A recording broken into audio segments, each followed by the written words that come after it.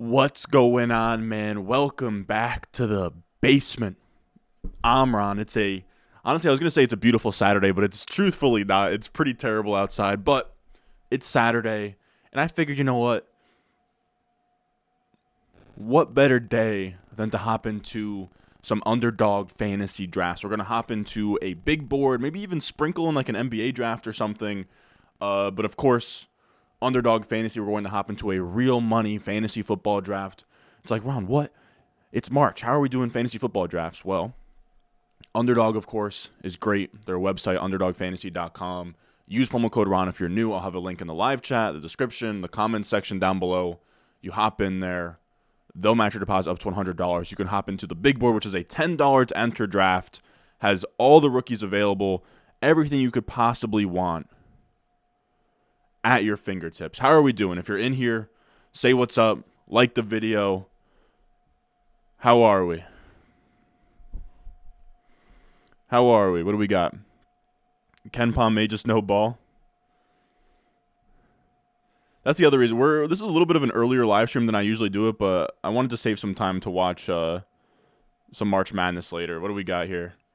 Ken Pom may just no ball. His rankings have UConn at 1, and they have looked dominant so far.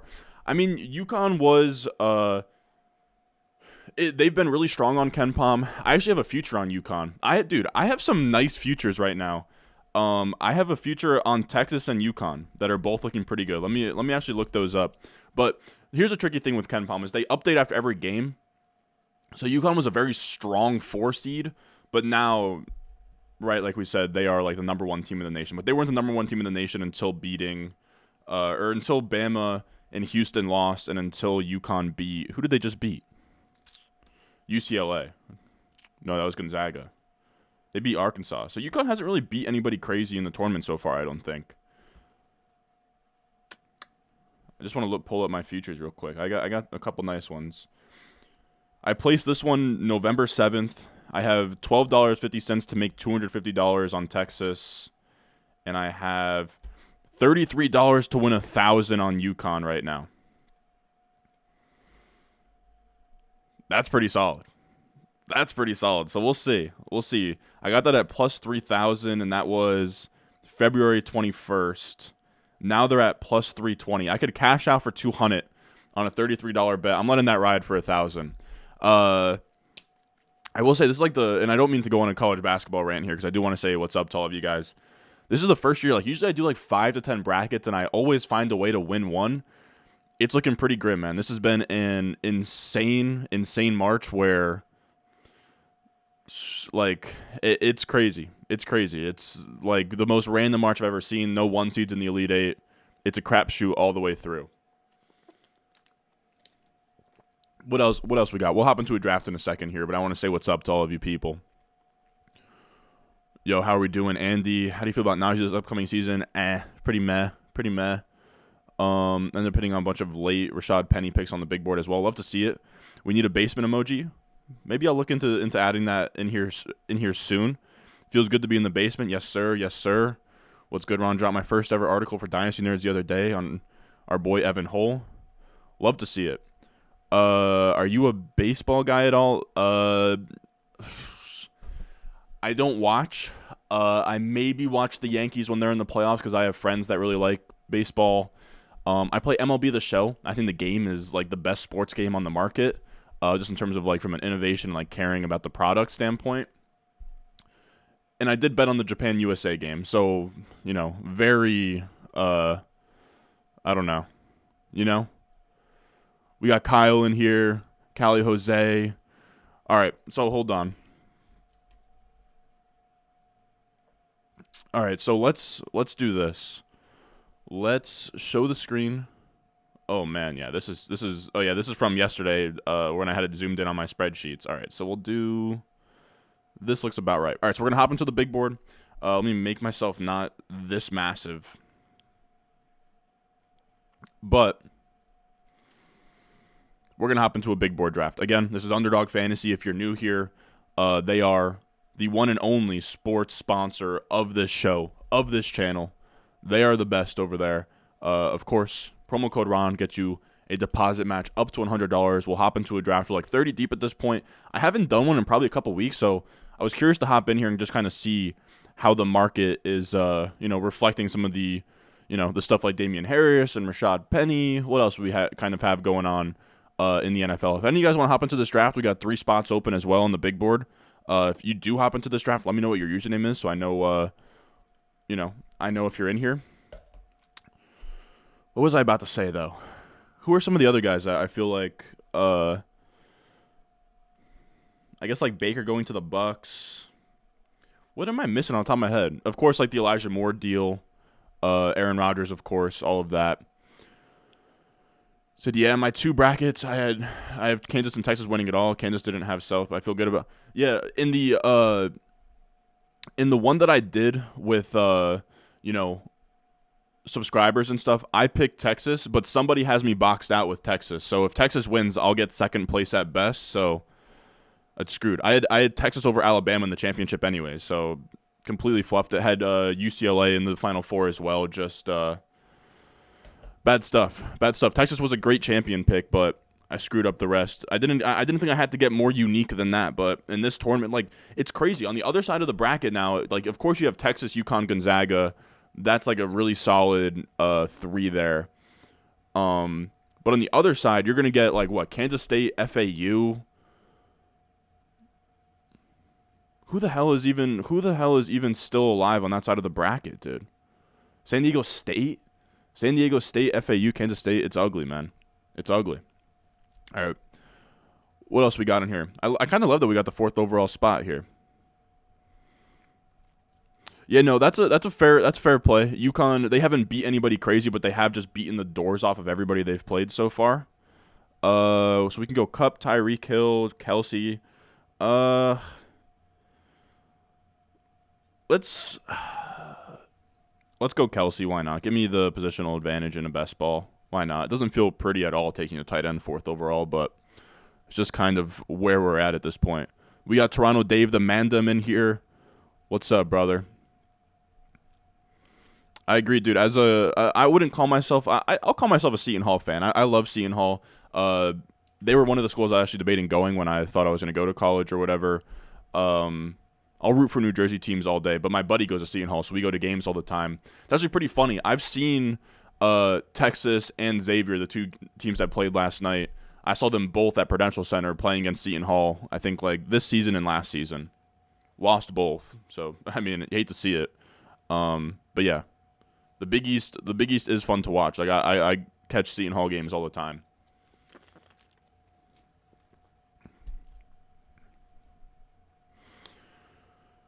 Yeah, the Houston bracket that I made was looking pretty good until last night. It was looking pretty good until last night. And then Tennessee lost, of course, so it's tough. Underdog baseball draft? Maybe I will. I don't know. I don't know anything about baseball, man. I don't know anything. You said you're 6 teams deep in this. Okay. Brock's in here. Okay, Brock. In the 11th spot. I like it. JT first, of course. Let's bake. What up, Ron? You're at the 12th spot. Okay, I'm glad that anybody that got in here is towards the end here. Good call. McCole Hardman, Singletary, Schultz are some of the guys who got changed. That's what I'm curious about. I'm curious to know, I don't think it's big sweeping changes, but I think it'll be interesting to look at. I don't think there's really anything that's changed much here. It is pretty funny that we see literally 1 running back go in the first 10 picks. Right? We got Chase, Jeff. I think Brink 44 too is I want to say, I could be wrong, but I think that he does the Lowell's show with Pete Overzet. I think that he is the guy who, like, when I was using those overlays and stuff where it had like the percentages and stuff, I think he developed that app. I could be way wrong, but I think that's who Brink 44 is. So we got guys in here. It seems like everybody that's in this stream is towards the back end of the draft though, which is nice for me. None of you guys are going to be sniping me or anything.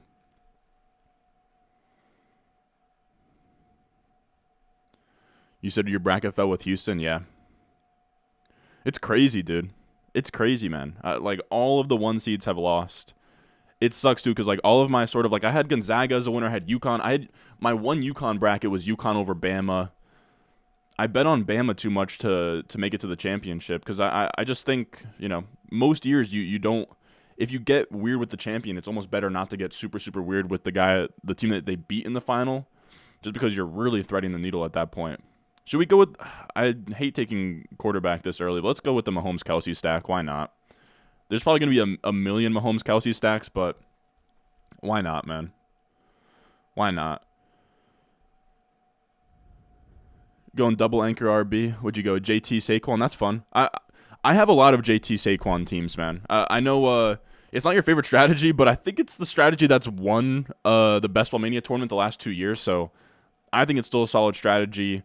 And I kind of agree, man. Like, once we're done with like AJ Brown, CeeDee Lamb in this area, even as much as I love Garrett Wilson and like Amon-Ra St. Brown and these guys, I can't stomach taking them over JT, Eckler, Bijan, Saquon. I don't think I can. Like, this is probably how I view this as well. And I think you can even make the case to take these guys over like CeeDee Lamb, maybe AJ Brown. I don't know. It's tough, but I agree. I think that this is the tier of, like, of course McCaffrey up top, but I think there's a pretty big fall off from like Saquon to like you get to what, Walker, Pollard here. I don't love it at all. Like, I do like Breece Hall, but to me it's a pretty clear tier break there.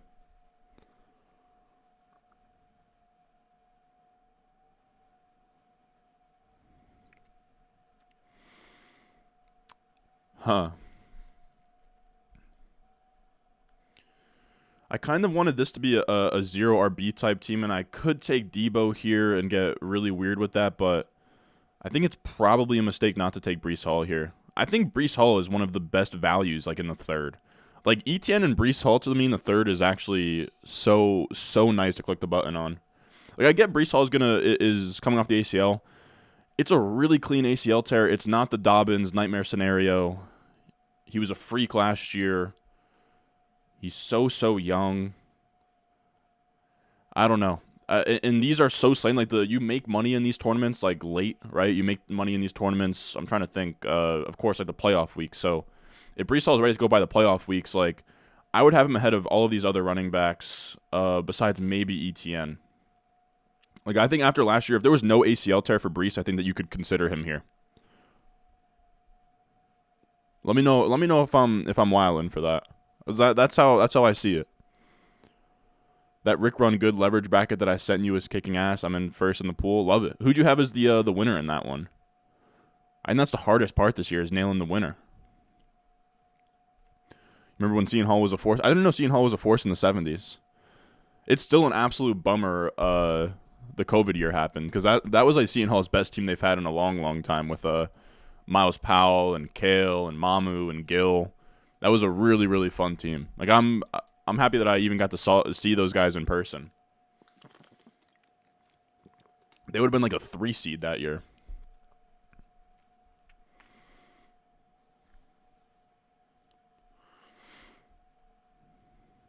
What else we got in here? No one seeds in the Elite Eight for the first time since seeding began. I thought I saw it was like the first time since 1979 or something, but I guess that's probably when seeding started in 1979. Also, yeah, good guards win in March. I could have sworn that Indiana had a couple guards. Like, didn't they have that kid with the weird last name I can't even think of? But you are right, though. They have a lot of their value with the bigs. Of course, Trace Jackson Davis. I think, what's the other kid? Like, Race or something? But no, that's a good point. Because, dude, Texas is so old.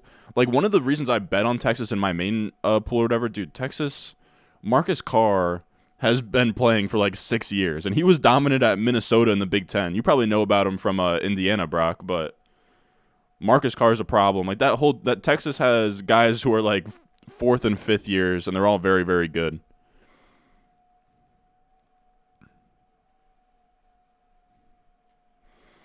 Thoughts on Darnell Washington, first tight end selected at plus 275. Mark, I think I put it on Twitter. I took Darnell Washington. I think at plus 400 to be the first tight end taken. I put $100 on that. So Hood Schifino, that's who I'm talking about. So I don't love plus 275, but I do like taking Darnell Washington to be first tight end selected. I would shop around on that number. I would want somewhere in the plus 400 area. Nah, he was cooking. I'm taking Henry or ETN at the third almost every chance I get. Henry's a tough one for me to push the button on. Henry's a tough one for me. Just because it seems like the Titans are like rebuilding. We don't know where Derrick Henry's going to go. If he stays on the Titans, they're going to suck. Like, he should be fine. I don't know. I was a lot more open to it, but now it just seems like he's trending into, like, of course he's not quite dead zone, but he's scary, man. He's very scary.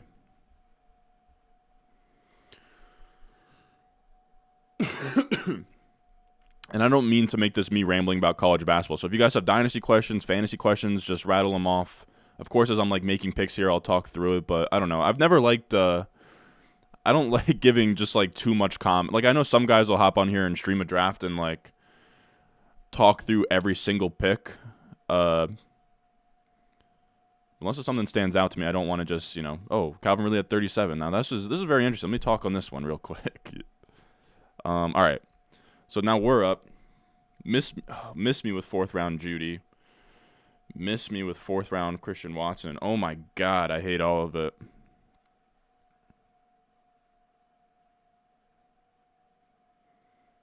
God damn it, give me Judy. Why not? Oh, fourth round Jerry Judy. There's no discount at all. I hate that pick in retrospect. I think I should have taken Watson or London. I think you could make the case for Keenan Allen there as well. But you're getting zero discount on Judy, man. You used to be able to get him for much cheaper than fourth round, bro. Man, that didn't feel good pressing the button on that. The only reason that I sort of gave him the tiebreaker there is because Denver will play KC twice. Maybe we luck into another like Week 17 matchup for KC versus Denver. Sort of pushes me over the edge in the playoff weeks. Even if it's Week 16, that would be nice. And I do like Jackson Smith-Njigba, but I think this is too high for him. I have him and Quentin Johnson right next to each other, and I think I would feel the same way in terms of redraft. Like, Quentin Johnson can't be pick 80 and JSN pick 50. Like, that's just not good. It's just not good business. So let's take Watson here. It's a shame, though, because I think fifth round Lamar Jackson is an absolute steal. But we already have, Mahomes, of course.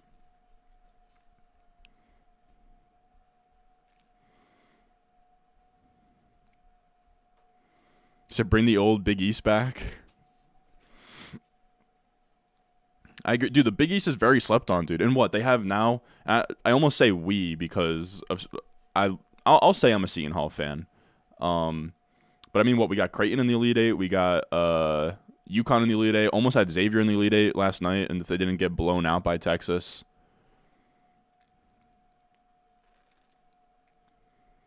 That's a good point.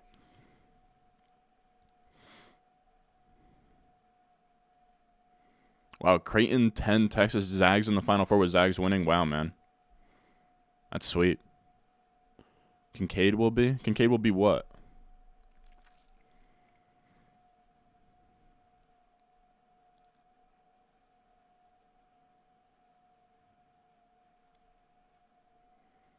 You're still in rookie dynasty mode.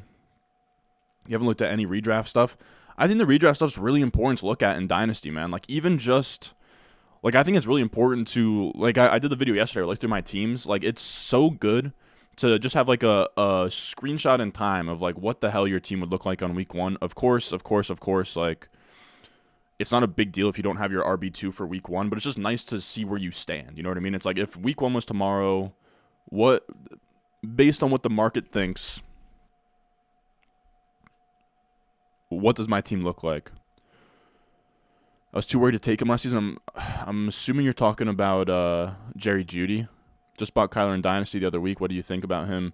I think he's a great buy on rebuilding teams. Like, if you just have the time to wait around for Kyler to get healthy, I honestly think by like week 5 of 2024, and he's averaging 20 points per game, he should be a locked and loaded, first round startup pick. Where right now you're kind of seeing him fall to like the mid to early second. That's not a crazy value gain, but he gets put into that, asset class of like elite quarterbacks. I think he'll be there.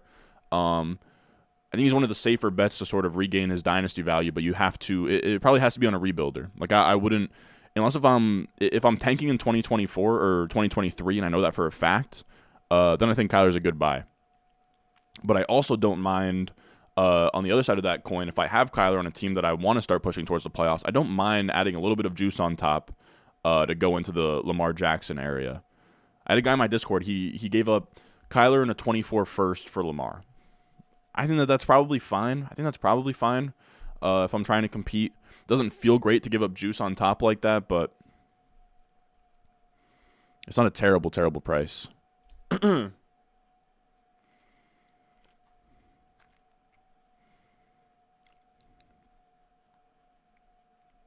Fourth round is Kyle Pitts time. He's probably still on the board, man. Oh, no, he's fifth rounder. Or he went in the fifth round to Brink.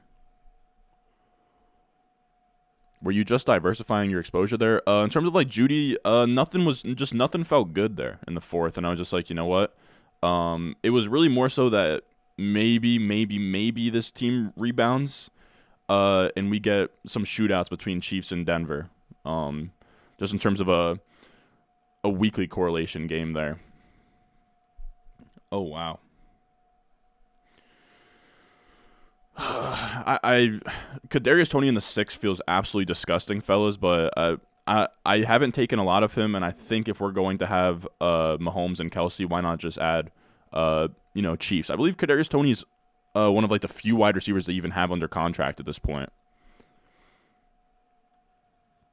Dude, Garrett Wilson was going dirt cheap last year. Dirt cheap. And if you guys remember, dude, I was screaming at the top of my lungs that Garrett Wilson's price was insane in like redraft early. Nah, I'm telling you, dude. Garrett Wilson was going after Treylon Burks. Like Treylon Burks and Drake London were like in like the 7th, 8th round area, and Garrett Wilson was like a 10th round pick. He was my most owned wide receiver last year. And you can call that being a Jets homer, but you guys know, like the true OGs know that I didn't. Garrett Wilson was my wide receiver 3 post draft. Like he went to the Jets, and I was like, I wasn't in love with the profile. I like Burks and London more. I still ended up with a ton of Garrett Wilson because it's just like I was in leagues with you guys. You guys were taking Drake London and Burks, and I had them all in the same tier anyways. You guys know I operate within tiers regardless. So I had them all in the same tier. I'll just take the cheapest one every time. And that's how I felt about it last year too. Like I thought they were all in the same tier, but you could get Garrett Wilson 3 rounds later because of the stench on the Jets. And of course the Jets weren't good, and the quarterback play was literally the worst it could ever be. But when you're drafting a rookie, you're betting on talent anyways. Like Garrett Wilson was so good that he still mattered for fantasy within the context of an awful, awful offense. You said, yo, Ron, I did some analysis / charts on the BBM. Oh, shit, we're on the clock. Hold on. Oh, man, we could do Pacheco to stack even more, but I'm not doing that, dude. Give me Quentin Johnston, dude. Quentin Johnston in the 7th round is wrong. That's inefficient. That's just a wrong value.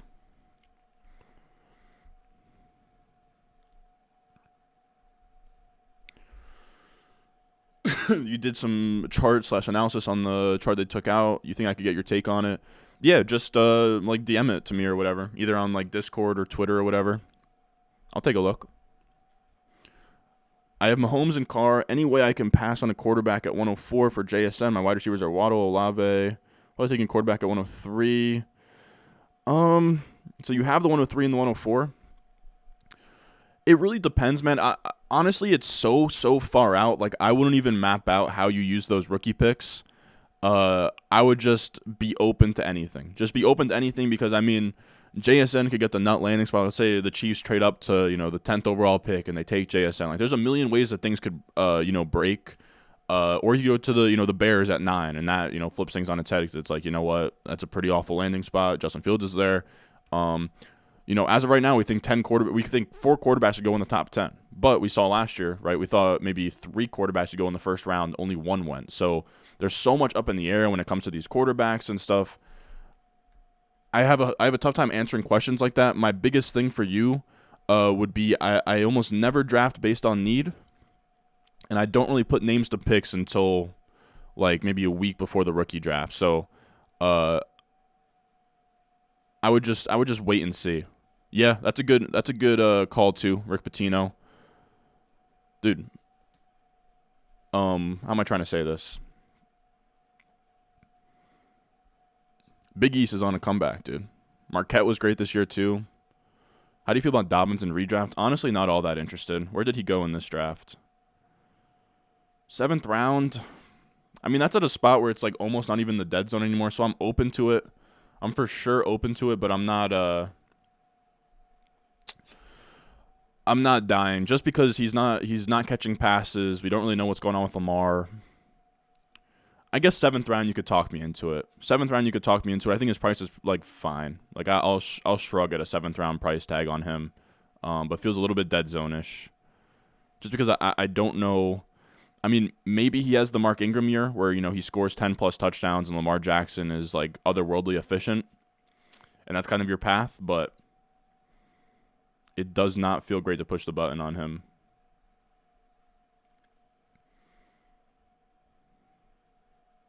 Josh Downs already go? Hmm.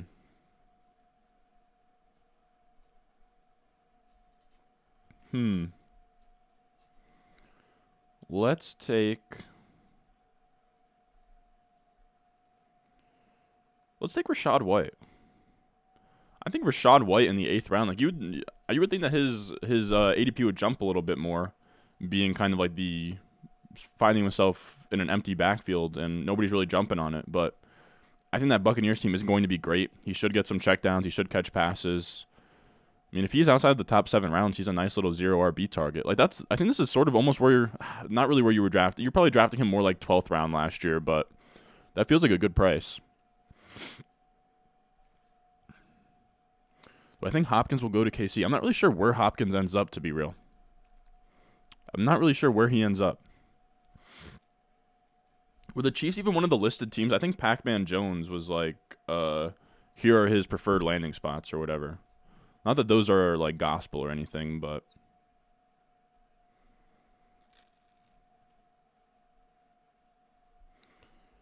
I might go Khalil Herbert here. I could stack another wide receiver. I was going to take 9th round Michael Thomas. He's gone. James Conner is interesting. Let's do...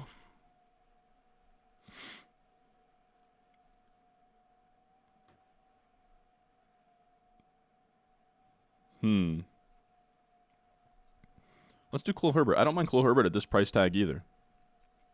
Kind of in the 0 RB area. What else we got?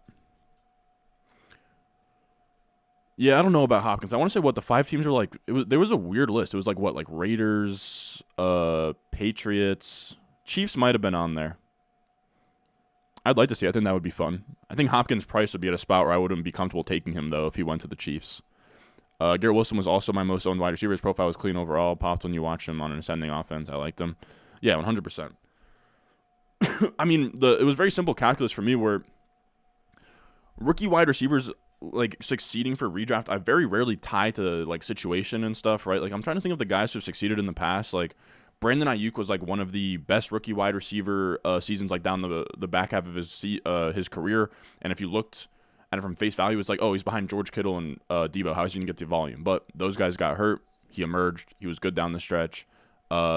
Similar thing with Amon-Ra St. Brown his rookie year. Like nobody thought that Detroit Lions offense would be anything, and he was good. He was a day 3 guy. Like it's not going to be super obvious. So when the dynasty community has very clearly a tier of Treylon Burks, Drake London, and Garrett Wilson as like the top 3 wide receivers in this class, and then we apply that to redraft and we see, Burks and London in one spot and a huge difference, I'll just very simply take the cheapest option within the same prospect here. So that's sort of what we're doing this year with like Quentin Johnston versus JSN. I like them both. I have them both in the same tier as wide receivers, but just give me the cheaper one all day.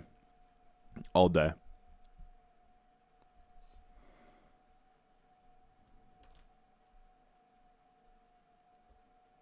Said Garrett Wilson last year is how I feel about Drake London now. Every year, these really complete wide receivers like Garrett Wilson, Justin Jefferson end up getting slept on. I feel like this year that guy is Addison. Addison's a tough one for me because you could throw Rashad Bateman in that conversation. You could throw Jerry Jeudy in that conversation as these like svelte, nuanced route runners. It's really tough to know if they really got it like that. It really is. People forget how well Garrett Wilson tested too. He ran really fast. But yeah, Jordan Addison's tough for me to wrestle with. I think he's fine. I think he's a clear tier below Quentin Johnson and JSN, though. What do you think about sending your top... What do you think about sending your 2 to 4 startup picks for a top 5 pick in Superflex? Specifically when you're in that top 5 as well, just paired Mahomes with Hurts and feel like I can consistently compete. So you would give up your 2, 3, and 4. I don't hate it. I don't hate it at all. It's a little bit steep. I'm trying to think of... honestly, I haven't been in the startup game where I'm like in startups and getting a feel for the market. It's so tough to get a feel for the startup market just because every draft is so different and you only do so many startup drafts. But I remember Scott Connor is like one of the... I think he's one of the sharpest dudes in the dynasty space. But he's talked about how he attacks getting two quarterbacks first. I'm trying to think of what, like he says like what he usually offers to get into the QB market, but it's more so guys towards the back half of the first, so it's like Deshaun Watson and Dak. But I think your 2, 3, and 4 isn't terrible at all to go get Hurts. I don't think that's that bad. You can just consistently compete with those 2 quarterbacks and just figure out the rest. But I like that. I'm usually trying to get two elite quarterbacks myself in a startup. All right. Man, I might have to take A.J. Dillon here.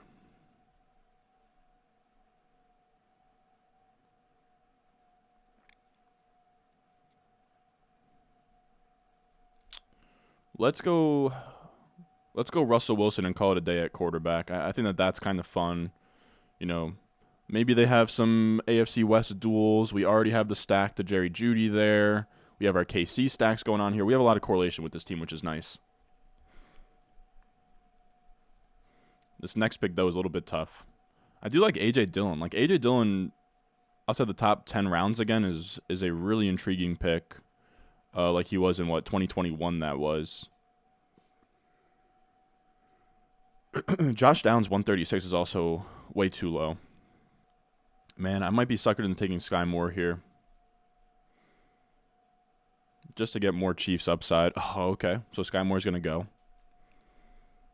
For me, it's between A.J. Dillon and Josh Downs. Is there any chance? No.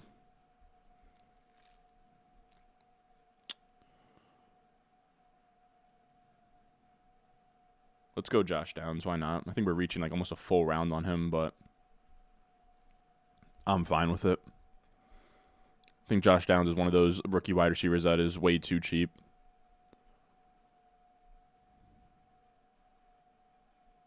You said you traded 109, 110, 111 for 24 first, 225 first, and a 25 second.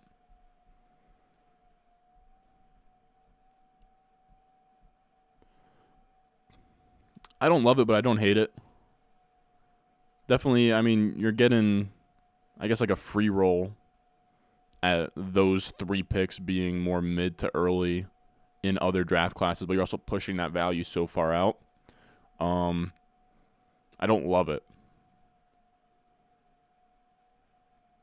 I do get what you're doing there, though. I don't think it's a terrible move. But I guess when I see 3 firsts on paper, I'd maybe want more than that. I think I would like it more if it was 224 firsts and 125 first. What else we got?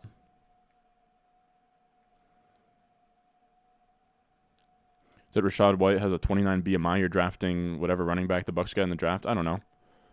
I guess that makes sense, but Rashad White also catches passes, and he's not really being valued as if he's going to be in the RB1 chair anyways. Everything in the 7th is way too high for him. Yeah, that's probably right. I wouldn't be taking him over Waller. I think Njoku being 2 rounds after him doesn't make sense. I think even Freiermuth down here is a better value. I agree. You hate to see it because Evan Ingram was a great value last year. He was just absolutely for free. You could get him wherever and whenever you want. What do you think if Christian Kirk has an early 5th rounder? I hate it. A wide receiver like Christian Kirk where there's not a ton of upside. Yeah, dude, 5th round, bro. 5th round, I can't do it. I cannot do it. I know that he was pretty good this year. I know that he was very comfortably a top 24 wide receiver this year. I've been a Christian Kirk truther. I loved him when he was on the Cardinals, but now that he's being priced all the way up here, and you have Calvin Ridley coming in, I don't know. It's just tough. It's probably that's probably about where he should go.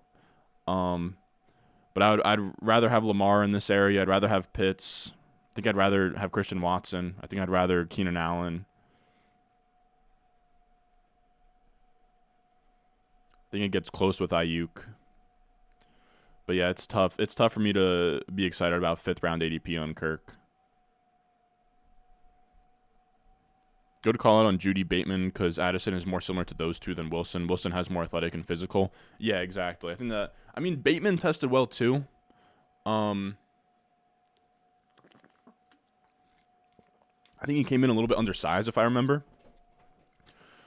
But yeah, those are guys that I would say are a little bit closer to him. Like, I definitely have seen the comps to, like, Devonta Smith, Jefferson, Garrett Wilson. It's like, I mean, those are his ceiling comps, and those are definitely in his range, but I wouldn't be comfortable saying, like, that's the median outcome, right? We're talking about, like, 3 really good wide receivers there. Scott says to do 1-9-10 for 2-3-5. Really? Oh, and you got back a 7-9-10 as well? Oh, that's perfect then. That's actually perfect. I love that move. I think you absolutely fleeced that guy. You didn't have to give up a first or anything. Man, what are we doing in this spot? We don't need more than 2 QBs. Seems like wide receivers are not the move here.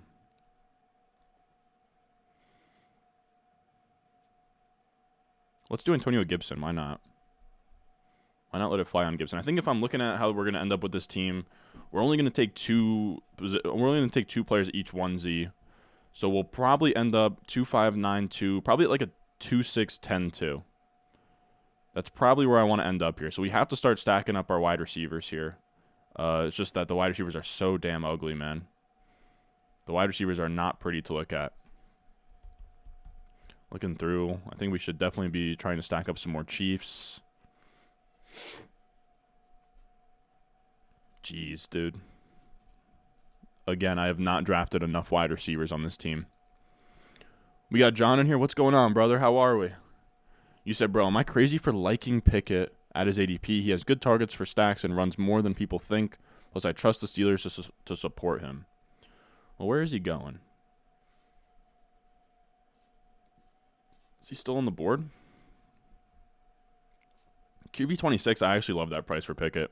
You're right. He does run a lot more than people think. It wouldn't shock me at all. Here's a take I'll get off my chest. It wouldn't shock me at all if Kenny Pickett put up was that Blake Bortles in year 2? The Blake Bortles year where he just went crazy with like Allen Hurns and Allen Robinson. It would not shock me at all if we got a season like that out of Kenny Pickett with like Pickens and Deontay Johnson performing a lot better than people think. Let's go Rashid Shaheed. That's my man's. That's my guy.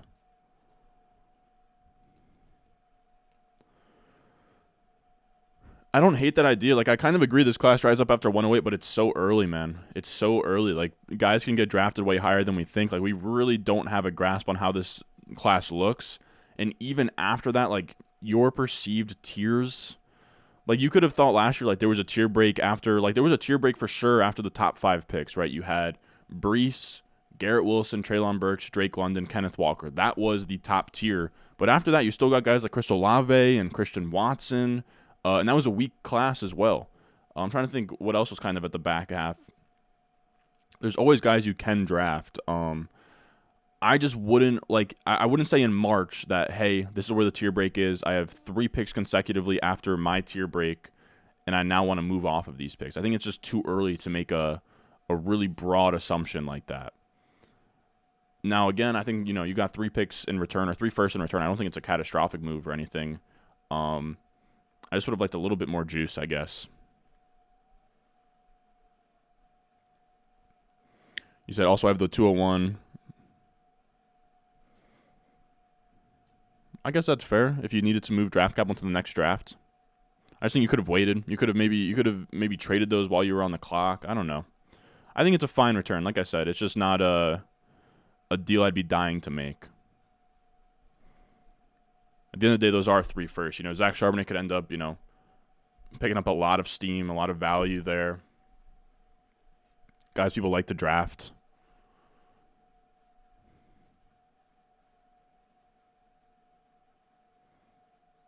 I just think it's a little bit quick to get rid of 3 first round draft picks. I like pushing the capital out. I just would have liked it more in 24 than 25, I guess. What else we got? Run past any dynasty trades y'all have been making recently. I think I'll make a follow-up to the video I did yesterday where I ran through all my teams. I might just like set aside a few hours one of these days and just fire off trades in like all of those leagues and then just come back and make a video on what got through.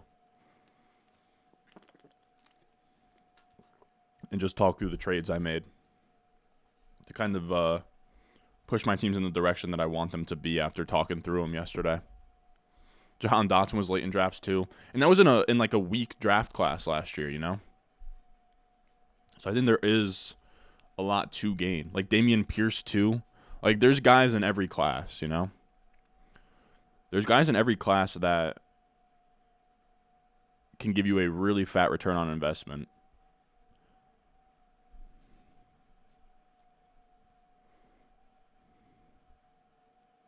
I think some people just undervalue, and something that I wrestle with too. Like I even talked with a guy, Chandler, who's been in the Discord for a while. He's in one of my dynasty leagues, and he got me good last year, man. I traded the 103 for Deontay Johnson. That was a trade at the, you know, on that day was a completely even trade or whatever.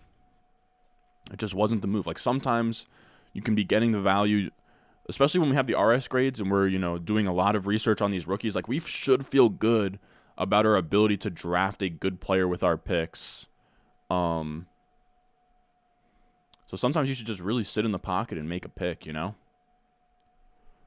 I think in the past I've sort of romanticized like wanting to trade my dynasty picks and, you know, make all these moves and stuff. Like of course if you have like 4 firsts, you don't want to use all of them because there's a lot of risk there to, you know, land on one of the landmines like this year's Sky Moore or whatever. But there's also a lot more to gain from, you know, using the 103 on, say, Garrett Wilson or Kenneth Walker last year instead of trading that for the proven asset in Deontay Johnson. Now, you definitely get a little bit more upside if I say I traded that 103 for like a 24 first or a 23 first and something else. But I probably still lose out to, what do you want to call it, to say Kenneth Walker, Garrett Wilson, whatever.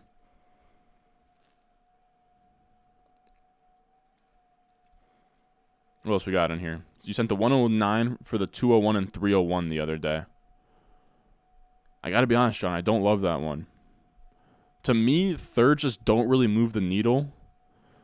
So I'd want more juice than that to move back to the 201.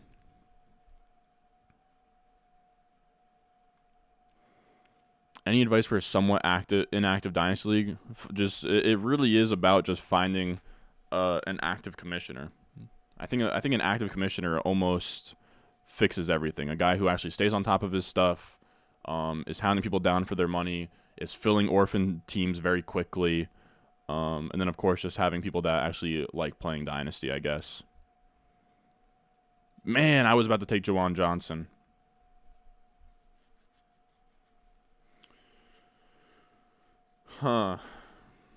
Pick 172.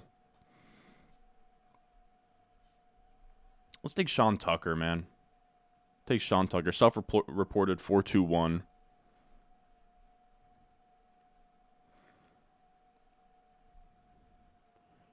You traded Pickens for Christian Watson in a 4th the other day. You traded Pickens.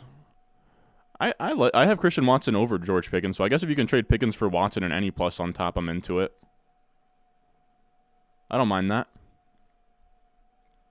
Are you finding it harder to create stacks this year with quarterbacks getting pushed up the board? It has been for me, but maybe I'm just not planning well. Honestly, no. Just because I think Because I think if you draft a Jalen Hurts, like let's say you draft Jalen Hurts in like the second or the third, as opposed to fifth or sixth, you now know Jalen Hurts is your quarterback much earlier, and you can, hound down that like Dallas Goedert. And I think even with stacks like, I think we talked about this last year, like you don't need the prettiest stacks. Like you don't need Jalen Hurts to be stacked to, say Devonta Smith or AJ Brown. It's almost better if you get him stacked to your Kenny Gainwells, your who the heck's that one guy, Quez Watkins. Like you can really elevate your like dart throw picks by stacking. I think that's probably stacking's best utility.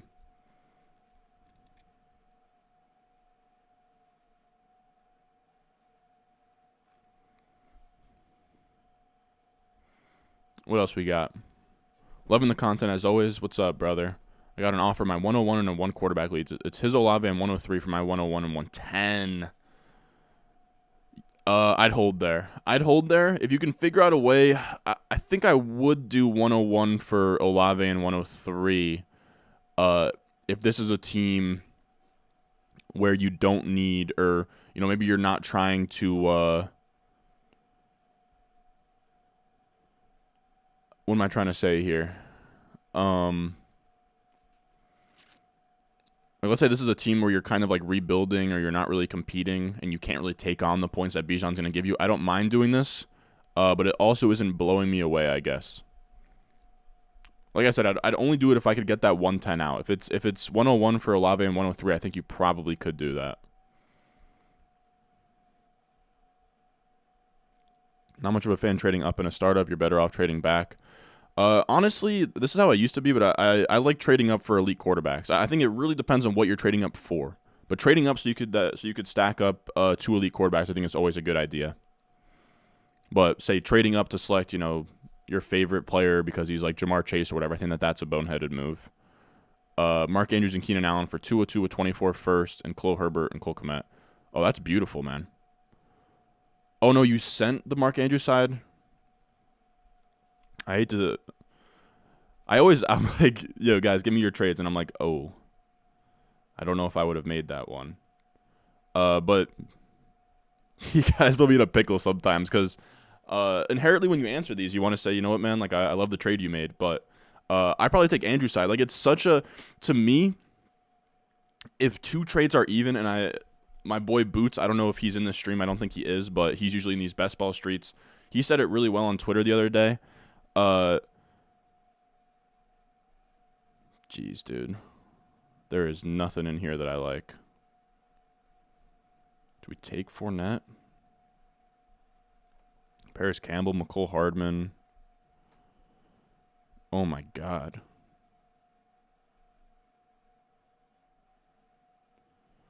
Let's do Fournette. He'll get signed somewhere, I guess. But what was I trying to say here? If a offer or a trade is even, give me the side with an elite quarterback or an elite tight end. There's so much leverage and there's so much scarcity at those positions, right? Where you have a finite number. Like the whole first round of a startup is essentially quarterbacks. And then with tight ends, you have Andrews, Kelsey, Pitts, and then that's it. So it's so important if you can almost like, it's almost like a game of like Catan where you're trying to get your points in each spot or whatever. Like, if you can get 2 elite quarterbacks, or you can get an elite tight end, or just always have elite onesies at all times, you now can put those problems to the side and just worrying about stringing together, your running back, wide receiver, flex type production, and having a huge advantage over those other spots on your league. So for me, I'll take Mark Andrews here because I don't think, even if that's not tight end premium, I would pay that price pretty easily for Mark Andrews, just to have, essentially a top 2 tight end in Dynasty, someone who's going to give you a nice positional advantage over everybody else for a long time, and you only give up 1 first, and you got Keenan Allen back. I absolutely love the other side. I hate to say it.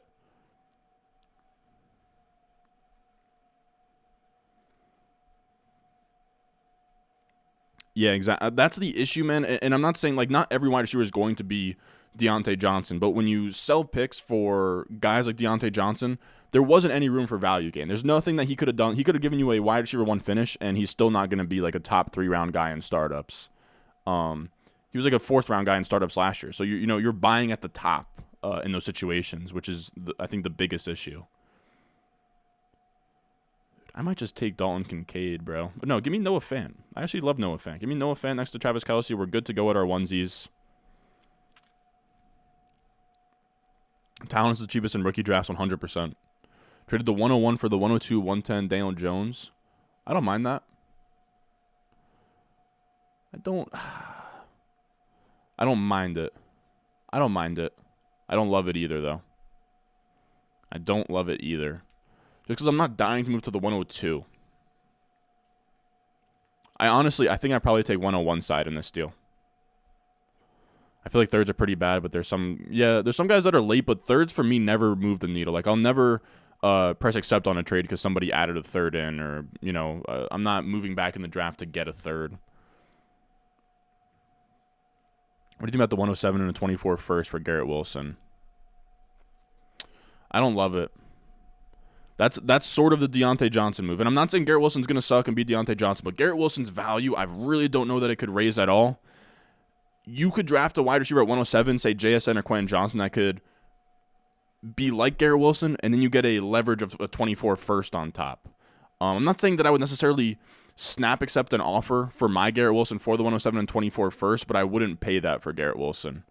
I just don't love Garrett Wilson as a buy right now. I think you're kind of buying towards the top.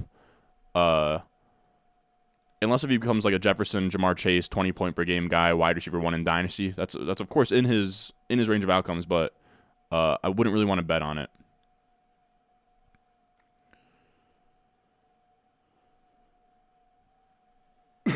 You said people keep talking about the depth of this class, and I agree. Talent is there. I like the depth. I like the depth. I think that we'll see more running backs go day 2 than you think. I just don't think it'll be the ones that we love, like Sean Tucker and Zach Evans. But like if Dwayne McBride or Tyjae Spears or Kenny McIntosh, trying to think of some other names that kind of stick out as guys who could go third round off the top of my head. Roshan Johnson, if he went third round, wouldn't shock me at all. I guess you could throw Tank Bigsby in there. Devin A-Chain, of course, is going to go day 2. Israel Abinaconda.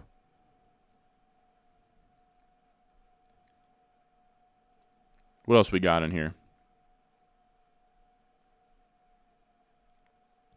That makes sense, though. That makes sense. So you're doing absolutely fine in that rebuild. You might have so many picks there. I talked about it yesterday, man. Like, I think you should start, if you have 5 24 first, 3 25 first, and 4 first in 2023.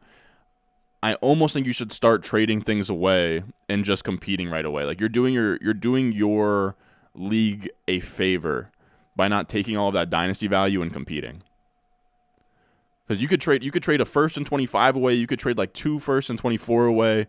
You could draft a Bijan, have an RB1 set ready to go. Maybe use 2 of those picks, trade away the 105. Like you have a lot of room to move around and start winning. Who would you prefer? 2 firsts, 108 and 110, or AJ Brown? Probably AJ Brown, but it's close. You max the big board, dude? Holy, bro.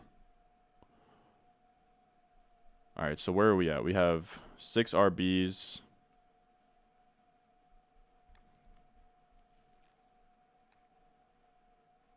Let's go Jerick McKinnon and hope that he stays. Or no, let's go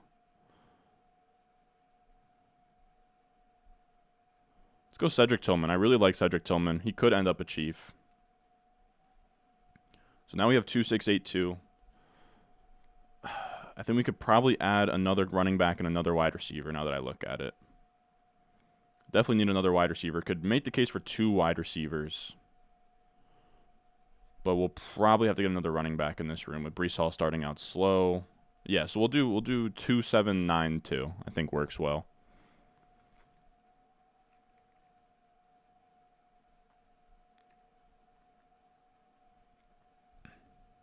Was listening to a podcast and dude was saying he would take Michael Pittman types over JSN. Yeah, that's an issue.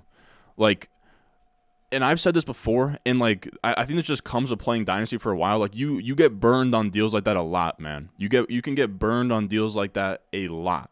Like, and of course you can make the right pick, and you can, maybe you trade for Amon-Ra St. Brown, and he blew up this year, right? But you can trade a really meaningful draft pick Last year for Deontay Johnson, you could trade it for Marquise Brown, and that would look silly, right? Like passing up on Garrett Wilson's and Drake London's and even Chris Olave's for them. You could have done that. DJ Chark popped off in his second year, right? You could now buy high on DJ Chark, and he did nothing after that. You could do the same thing with Cortland Sutton and Chase Claypool. Chase Claypool after year one was a coveted asset. Same thing with Brandon Ayuk after year one, coveted asset. I like those guys, but you're buying at the top with a lot of them, and that's scary. I would love to do Clyde, but I want to do Izzy. So, like, to me, of course, it feels cozy to, like, trade a first away and just get a wide receiver that you can just bank production on, but you're buying at the top. There's really only leverage for you to lose there. You could make a way bigger return by just taking a player. And a lot of the time, too, if they do nothing like George Pickens, they can flame out in horrible fashion. Like, Sky Moore is not going to return what you drafted him for. Pickens right now did essentially not a ton in his rookie year, and you could probably cash out on him today for what you drafted him for. Like, let's say you drafted him like 109 last year. I think there's some leagues you could maybe get like a late first for George Pickens, And he didn't really even pan out that well. Is this a private league? No, this is the big board. This is a tournament. $10 to enter on Underdog, of course. As you guys can see, the little ticker across the bottom. Promo code Ron. It'll match your deposit all up to $100. I have a link in the live chat in the description. All of that good stuff if you want to hop in on the fun. Draft players, draft rookies right now. It's wild. Would you take the 104 and the 112 for Tyreek and the 205? Yeah. 100%. I think, Genji's right, where give me 104 over Tyreek, and then you're just moving up from 205 to 112, so that's crazy. It's a big board. Chase Brown could go day 2. That's a great name to throw out there. 1.5 tight end premium superflex Pitts and Burks versus Garrett Wilson. No. I think you gotta just hold on to Kyle Pitts at this point. I'm holding on to Kyle Pitts unless if I can get a crazy return. I think you could talk me into Pitts straight up for Garrett Wilson, but I'm not adding Burks on top there.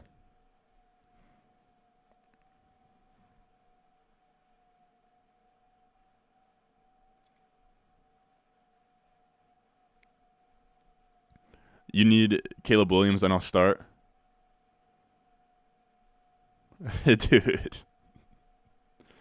Dude, if you have 5 picks at 24 and 3 picks in 23, fellas, it's time. You can just start pushing your chips in and still have draft capital in the future. Like, again, you can still have 3 24 firsts and like 2 25 firsts, but you're burning buy-ins, brother. I get it, though. If you go double anchor in drafts with 20 rounds, about how many RBs would you take in total? I've been taking 5. If you go double anchor RB, probably 5 to 7. It depends on how late I take my RB3, but probably anywhere from 5 to 7 for double anchor. In 20-round drafts, I'm a little bit more loose as well when it comes to construction, just because, I don't know, we don't have a lot of data on them. And at a certain point, like a late round running back, we're talking about like Clyde, like let's say like God forbid Pacheco goes down for the year, like Clyde Edwards-Helaire. People forget Clyde Edwards-Helaire was what, like the RB5 through like 6 weeks or something like that. It's not crazy at all to think that Clyde Edwards-Helaire could do something like that in the fantasy playoffs. Somebody goes down and now it's Clyde Edwards-Helaire's time to shine on the best offense in the NFL. So you can talk yourself into like crazy scenarios, but like, how the hell does Isaiah McKenzie, win you a league? How the hell does that Indianapolis Colt Isaiah McKenzie win you a league, or Devontae Parker? Like in a 20-round draft, I almost think it's probably the move. One of those last 2 picks has to be a running back, I think. Now we just have to take a random wide receiver here. Is there a rookie that stands out? Does anybody look good here?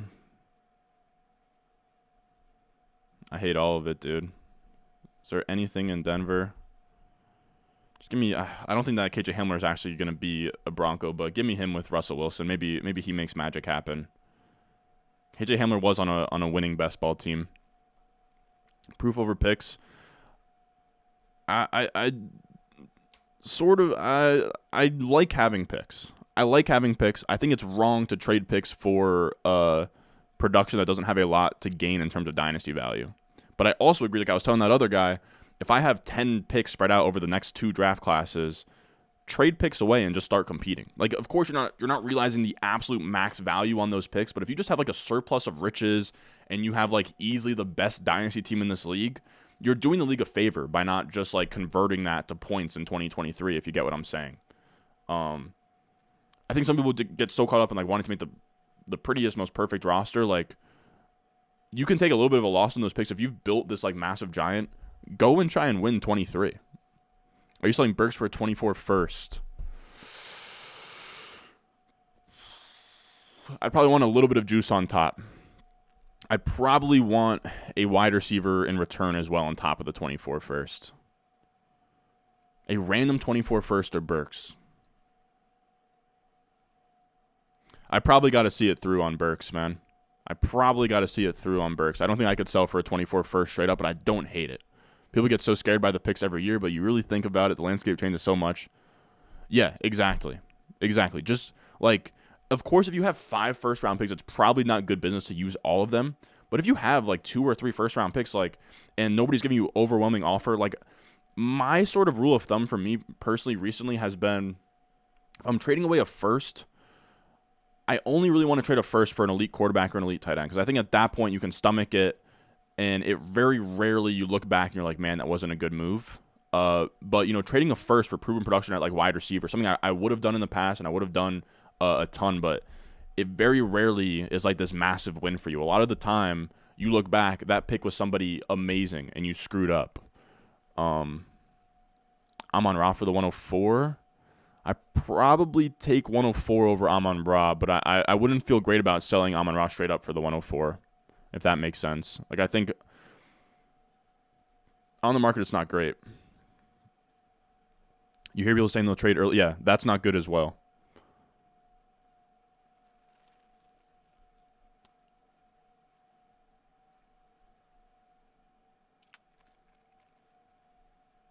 You said you don't own Burks anywhere, but he seems very sketchy. I don't know what to think. Yeah, Burks is tough. Burks is tough. I think that he was a very, very strong prospect. Had a really unlucky first year where he was dealing with injuries and stuff.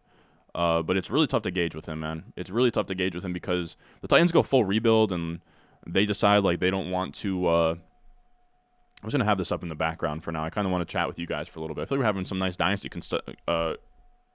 discussion here. That's what I'm talking about. Like, one of the biggest mistakes I ever made, and I bring this up all the time, and I told him, like, months after the move, I was like, man, like, you got one over on me. This was 2 years ago. Still relatively newer to Dynasty. I traded away like 2 firsts in 2020 that became Najee Harris and Javonte. So, of course, Najee Harris and Javonte have fallen off since then, but he absolutely crushed me in this deal if he sold high on Najee and Javonte when, you know, Najee was a 1-2 turn pick at one point, and Javonte was, what, like a 2-3 turn pick at one point, like literally right after their rookie years. And I traded them away for a 23 first, Cortland Sutton, and Chase Claypool. That was after Chase Claypool's year 1 where he was valued very similar to like George Pickens right now. You had as well Cortland Sutton like heading into like year 4, who was sort of valued in a similar area as, say, Ayuk right now. So it's like, okay, these are 2 like sort of like proven younger, sexier wide receivers. I got a future first. This looks good on paper. I got absolutely crushed in that deal. So just something to think about. Like, these deals that look good on paper, you have to understand like there's so much more to gain from using that pick. Of course, you can pick a bust, but we have to be somewhat confident in ourselves to, you know, make good picks while we're on the clock. Use the RS grades, know which prospects are good. Trade out when the prospects aren't good, all of that. Garrett Wilson was literally my most owned rookie last year, and he wasn't even super high for me. He was just an elite wide receiver prospect, and I said to myself, I'll take any of these 3 wide receivers when they come to me.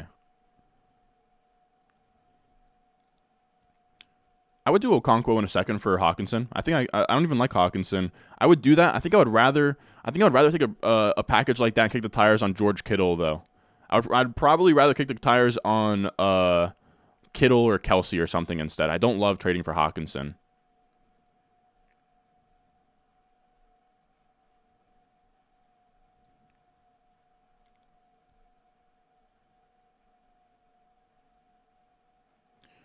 Probably in Sinky. I mean, Devontae Parker can catch 2 fades in the end zone week 7. He could score 2 touchdowns and have like 4 catches for 60 yards and get you there. Maybe I was doing him a little bit too dirty. Like you said, Ron, just play the middle. Yeah, I agree with you. Just, keep a decent surplus of picks. You don't need to have 8 picks in the 2. Like if you have like 624 first and like 425 first, start pushing that in, man. Like I said yesterday, like I don't I think it's bad to tank more than 1 year. You don't have to have like this perfect like textbook tank. Tanks should really be 1 year turnarounds in Dynasty. What else we got in here? When I trade away picks in Dynasty, I also usually like to keep my own as insurance in case of injuries. Like if I trim down, yeah, I agree. You can keep your own because you can still control your own destiny. I talked about it yesterday. Something that I want to get better at is like knowing when to pull the plug and be like, okay, this team sucks. Push it all in, because I had like a 107 in that league where I was like essentially the worst playoff team in the first league I showed yesterday. And if I just pulled the plug earlier, maybe that 107 would be a 104. Maybe I would have traded away some of my veterans who were scoring points, because your veterans in season, you're going to net so much more in season when they're scoring points, So if you have the foresight to be like, I'm limping into the playoffs, I don't think I have a shot in this thing, pull the plug, because then you can just rebuild in that next year and come back out. Or you wouldn't even have to rebuild. You wouldn't even have to have like a rebuilding season. You could just push things in towards 2023 and just rebuild and retool and be ready for that next year.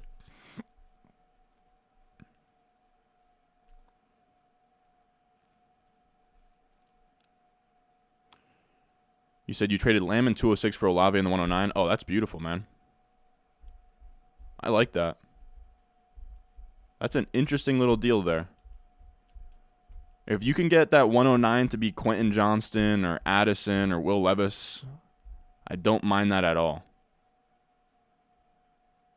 Yeah, that's what I'm saying too. If your team's like terrible, or you really screwed up your team, or you have an orphan or whatever, sometimes it'll take 2-3 years to rebuild it. But I think ideally in every rebuild, if you can just make it a 1 year, rebuild, retool, turn around and compete the next year, that's probably the move. I think some people sort of like want to do a productive struggle in the startup and then tank another year and have like this, like the most beautiful dynasty team of all time. It takes a lot of time. Leagues fold. You're paying buy-ins. You've paid 3 buy-ins by the time you're even competing. It's just like, I don't know. It's tough. I think some guys just want to build like a Madden Ultimate team and look at it and do some roster baiting or whatever. But that's going to do it for us today, fellas. I appreciate you all coming around, saying hi, saying hello. I feel like we had a nice little dynasty conversation on just like value and trades towards the end there. So I appreciate the conversation. I appreciate you guys hanging out. I think we had like 70 people in here at one point, which is crazy. Dude, we used to have days, dude, in the off season like this, dude, where I'd be out here just like chatting to like 3 people. Like it was essentially a FaceTime, but like 3 other people were like typing. So I appreciate you guys coming out here. I've appreciated the love recently too, man. Like I'm posting these videos, like I'm looking around in the fantasy landscape, the dynasty landscape. Most guys, especially like solo videos where it's not like a podcast or just, 10 to 15 minute like bite-sized videos covering a direct topic. And I sometimes, get in my head a little bit and it's like, man, like, we got TikTok popping off and like short form videos are popping off. Like maybe I should chill on like my like 45 minute, like hour rants where, sometimes I'll do the 10 to 15 minute videos, but you guys know sometimes too, like I'll just get crazy in the outline and go way over what like a normal video should be. And I'll just sit there, ramble for 45 minutes to an hour, and the views literally don't change. Like I think a lot of people out there would say like if they're getting into content creation, like keep videos short, like people don't have long attention spans. You guys like the long stuff, so it's really crazy. Like I think my most viewed video is like a video that's like over 30 minutes. So I struggle to sort of remind myself that you guys would almost prefer the in-depth longer stuff than the short stuff. So I appreciate it. I think those are some of my better videos as well. And something that I've been doing is like we used to edit the videos a lot more. But I think when you have somebody editing your video, I feel like it changes the way I talk sometimes, like now I'm just sort of ranting, whatever. But when you have like footage that you're editing or you're sending to an editor, you're like almost, you're not putting on a show in a way, but you're trying to keep things concise, and like you're worried about how you're talking, and you're worried about a take, and you know, trying to get everything in a certain take, and so your editor can chop things down, and it makes you so much more stiff, right? Like, I don't know, like, when I just ramble for 45 minutes, I feel like it's much more of me having a conversation and, like, talking, and I also, I wouldn't call it freestyle, but, you know, you can, like, improvise a little bit and, like, go off on tangents, and it's less, you know, confined, I guess, but I've learned that I talk fast enough that it seems like not having any edits and like going for long, you guys don't really care a ton. We want to see the results of the spreadsheet grinding regardless of the length. It's easy to get baited by short videos, and why some scrub going to be nasty, harder to make long videos. Yeah, exactly. And I could, but the funny part is like in the algorithm, like you would think it's like, oh, the short videos are going to pop off because like viewer retention and like whatever, dude. It's really just like, first things first, like have a good thumbnail or whatever, and then after that, it's just like, is your video actually good? But yeah, I appreciate you guys, you know, watching the long videos, bearing with me. I'm gonna sit down, I think like Tuesday, and really schedule out the next like couple months what I want to do video wise, just because I wouldn't say like writer's block recently, but we're in this kind of like weird spot between like the combine and the draft, and it's like, you know, so many things are changing, so many people are changing hands in terms of like, you know, the Aaron Rodgers stuff, McCole Hardman, like, I don't know, it's tough to pick a point in time, make a video, just because so much is changing, and because we're so far away from the draft, we don't have draft capital. So yeah, I'll probably put something out in like the community post and be like, hey, like, what do you guys want to see? And just open it up for whatever video ideas you guys want to see. I want to do a mock draft with landing spots soon, where I just like ramble on and take like the top, you know, like 24 picks or something.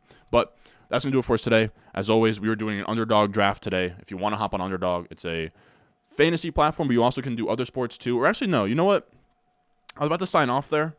I want to start doing this at the end of streams. I want to just hop into a random sport, like a daily random sport one.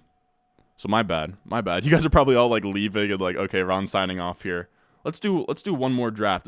One of the short ones, because I do want to show those off, and I do like to talk about other sports sometimes too. So this is something that I've been wanting to do. So what do we got? We got NFL, of course, but they have like NBA. Is there NBA on tonight? Full court press. What's this? Do they have so this is the 5-10 slate. What about playoff drafts look interesting. The warm up. How many rounds though? I don't want to do too much. There's 10 draft rounds, 6 people in a room. You know what? Let's do it. Let's do that. My bad. You guys are probably leaving. All right, let's do an NBA playoff draft. $3 to enter. Just because I don't know what I'm doing. These drafts are fun to hop in sometimes, but I think that it's probably very similar to it's very similar to what we were doing with like the playoff drafts for NFL. Oh man, are we not going to get in one? If anybody wants to hop in one of these against me, pull up. Maybe we'll do a $10 one too. Whatever fills first, honestly. If anybody's still sticking around for this NBA draft, let me know. Say what's up in the chat so I know who I'm speaking with. What the heck is going on here, bro? So I guess neither of these are going to fill, actually. I don't want to do NHL. I don't think there's anything good in PGA at this point. So full court press is pretty much the slate today. Yeah, let me get out of these two. I would have liked to do them, but they're not going to fill in time. Or not in time, but in a reasonable manner, I guess. So let's do the full court press. I think this should fill relatively quick. So we need 3 more. So this is the 5 p.m. slate, 12-person draft. I think 6 rounds. So let's see what we're doing. Let's get in these NBA streets, dude. Let's get in these NBA streets. I'm like that. Still waiting for we're waiting for 2 more, huh?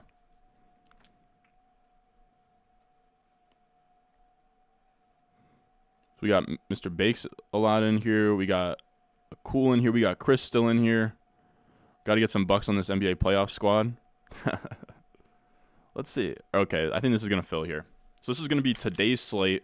I don't know anything about like NBA DFS, but I did once actually make a good chunk of money from playing in these NBA streets. I made like $750 in the playoffs last year for NBA. So let's see. I'll just go in here. I make picks based on vibes. We'll see what we get.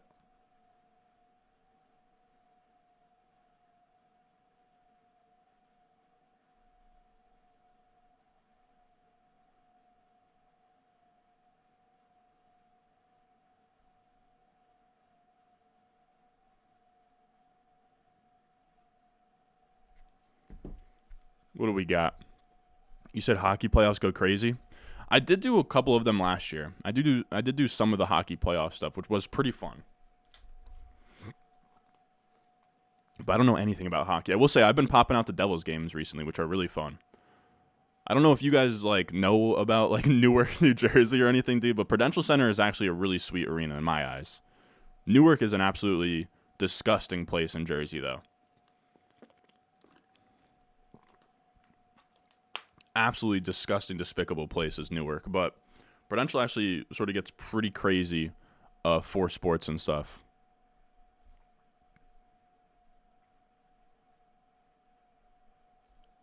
But what do we got? What do you guys got going on? Let me know what you guys got going on this weekend. Still feel free to run by any trade questions and stuff you may have. I just figured I'd mess around. I got some time today. Why not mess around in one of these NBA drafts or whatever? What do we got?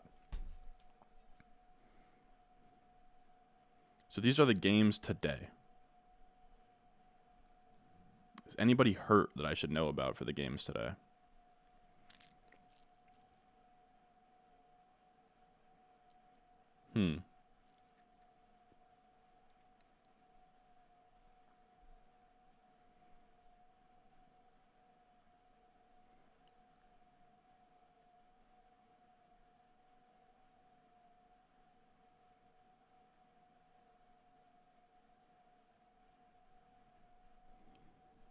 I'm also curious if you guys have any go-tos on like fantasy basketball. I've never in my life messed around with fantasy basketball. I'd like to know like the fantasy basketball like leading scorers over the last like 3 weeks would be cool to see. Fantasy basketball leaders would be good to look at. Come on.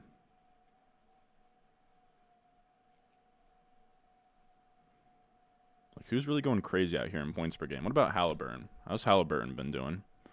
38.7. Apparently Jimmy Butler's been turning up a little bit. Who's he playing today? Brooklyn. That's a decent game. Got Harden. Isn't Harden like dealing with an injury? So there goes Jimmy. Probably give me Halliburton, huh?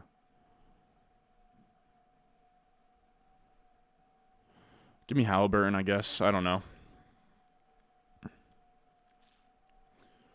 Heard you say earlier you expect a lot of RBs getting day 2 draft capital. How many are we talking here? If I had to guess, I think for sure day 2 draft capital we get Sharp and we get A-Chain. So that's 2. We for sure get Gibbs, assuming he doesn't go first round. So that's 3 running backs with day 2 draft capital. I would say after that, I'd probably bet 3 more get day 2 draft capital. I just don't know who they'll be. So I think we'll see 6 running backs get day 2 draft capital. That's my guess. I think we get 6. I'd set the over-under day 2 running backs 6.5. Maybe 5.5 though. Wait, you said you don't know about fantasy basketball either? I believe there's much less variance. Yeah, dude, I got absolutely killed on season long, dude. I played in one of these for season long, dude. I got murdered. I got put. I'm trying to think where I even finished. I literally finished dead last, bro. It was like essentially a underdog season long tournament. I think it was like essentially like the equivalent of a puppy, but for basketball, dude. I even had Jokic. And like I feel like Jokic has been killing it, and my team still sucked. Like I said, I truly don't know what I truly don't even know what I'm doing.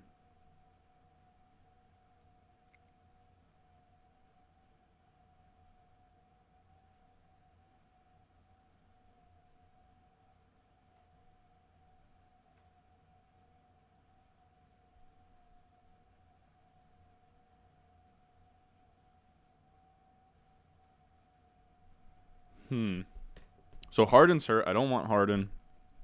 Ooh, Markkanen's fun. Ooh, Mikal Bridges. What if Mikal Bridges just drops 50 tonight? I also wonder if there's like if the stacking matter in this. De'Aaron Fox, where are you playing? Utah? You just went crazy against Utah the other night. Lauri Markkanen against Sac. Give me Is he hurt? Damn it. Give me Macau. Give me Macau. Oh, my goodness. I feel like I'm butchering Macau as well. Damn, I should have done Drew. I should have gone Drew. Drew's so boring to me. I don't know. Drew's so boring to me. I don't know. Let me put this on this. Just in case if you guys want to see the draft board of these guys. Of course, there's a bunch of guys with badges in here. Like I said, I don't know what I'm doing in these NBA streets, but I figured I'd mess around. I should have gone Holiday. That's my bad, Nathan. I know you were pounding the table for him.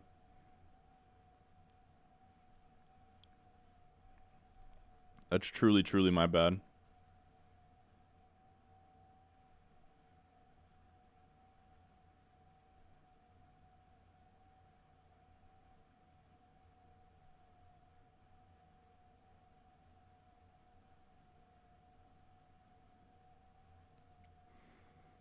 Also, I truly hate to say it, while I've been waiting, dude, I'm not paying $45 for MLB The Show early access, bro. Absolutely insane that they're trying to charge $45 to play the game 3 days early, dude. I know that there's like packs and whatever, dude. Miss me with that, bro. Miss me with that. $45 for early access on MLB The Show is insane. So I've just been trying to kill time this weekend before I can actually play MLB The Show. And I hate every game that's out right now. I've been firing up on my Xbox 360 NBA 2K11. I've been playing NBA 2K11. I've been running up. I've been playing a little bit of My Career on there. My Career is actually pretty fun. I actually almost I think the gameplay in NBA 2K11 for the 360, I think it honestly holds up. It feels a lot more like real basketball than 2K. I honestly love it. And I've been trying to get the Knicks. I've been trying to save the Knicks, trying to get them to win a championship. It is fun too because it's the first year. NBA 2K11 takes place the first year that LeBron goes to Miami. So the year that he loses to the Mavs, I don't know. It's just a very nostalgic time in the NBA. I went out, I was the Knicks, I traded for rookie Blake Griffin, I traded for year 2 James Harden. Even though the game doesn't know that James Harden's going to end up being a stud, but it is pretty fun. What else we got? We got a 1 quarterback dynasty question. Of course, anybody's in here that's playing dynasty or whatever, feel free to fire off a dynasty question at me, whatever. Just hanging out. This is essentially after hours, I guess. In a 1 quarterback, would you do Pollard and a pick for Saquon? I think I would. It just depends what that pick is. Let me know what would that pick be?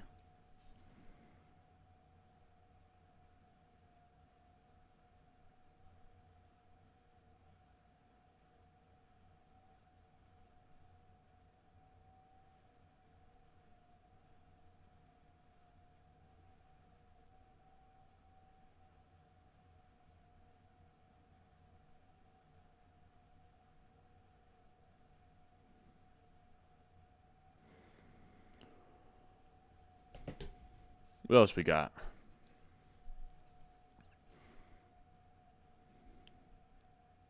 Man, your boy Drew Holiday is no longer on the clock or available at this point.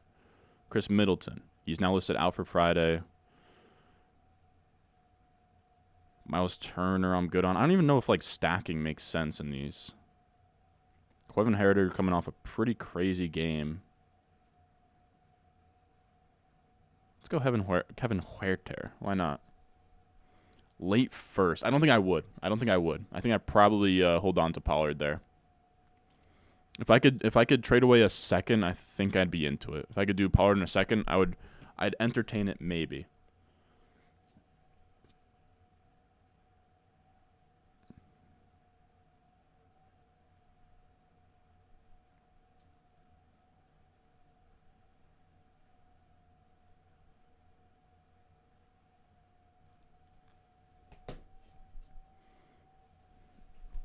How are we, though? What do we got planned for this Saturday? What's the move, fellas? What's the moves? What are we up to? Let me know. I'm curious.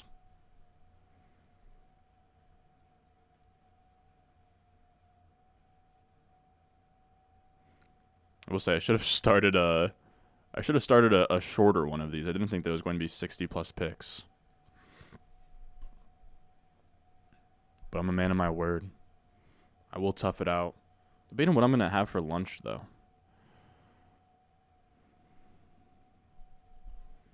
Maybe have a good old-fashioned Sammy. Just a nice little sandwich for the fellas.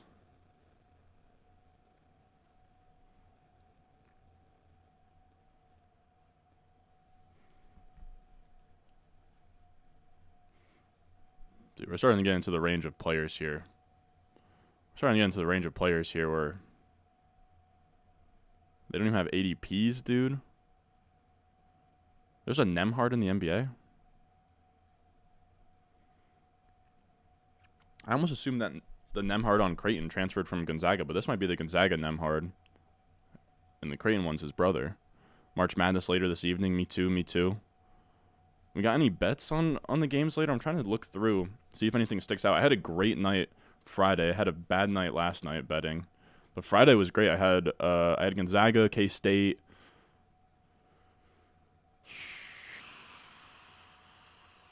and Florida Atlantic. And they all cashed. I parlayed them all together. Gonzaga was the, I think I already said Gonzaga. But I bet Gonzaga big at halftime, too, when they were down, which was great. Don't give me Cam Johnson. Mason Plumlee.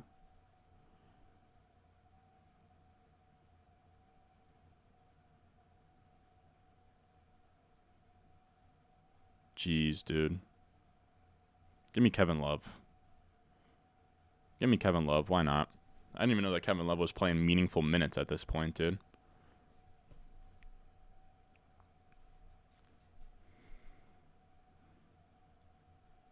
But yeah, I am curious to know what they got the line at with Zags.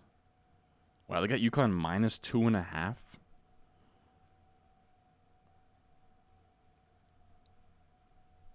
don't like either of those lines.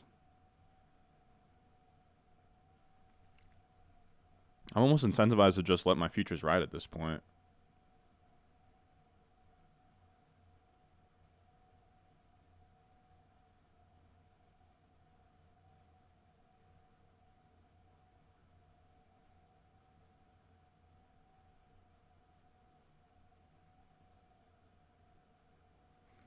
Man, I'm not touching any of these games, to be honest.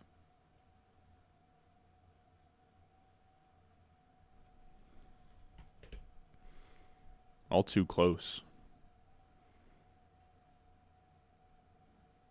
Because you might hold since you also have the 101 in Stevenson. Yeah, I wouldn't feel super pressured to upgrade from Pollard to Saquon. I think I would probably hold.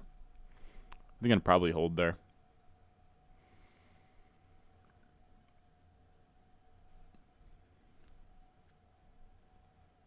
What else we got?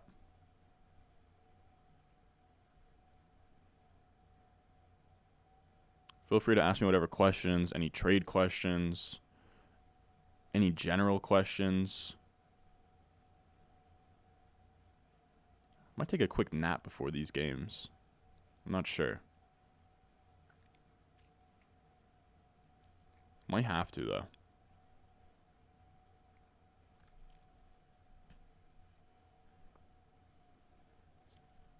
Trying to see what players are even available. Man, now we're getting into a spot where I don't even know, bro. I might just let the computer take these last two. I literally don't even know what I'm doing here. I can't imagine. I do like Davion Mitchell. I liked him in college. But all right, fellas. I'm gonna just take whatever bottom of the barrel player sort of pop up on my phone as I make my lunch here in a second. But I appreciate everybody that stuck around for this little end of the stream NBA draft that I don't know. It was impulse that I got in here. But I love you guys, and I will see y'all in the next one.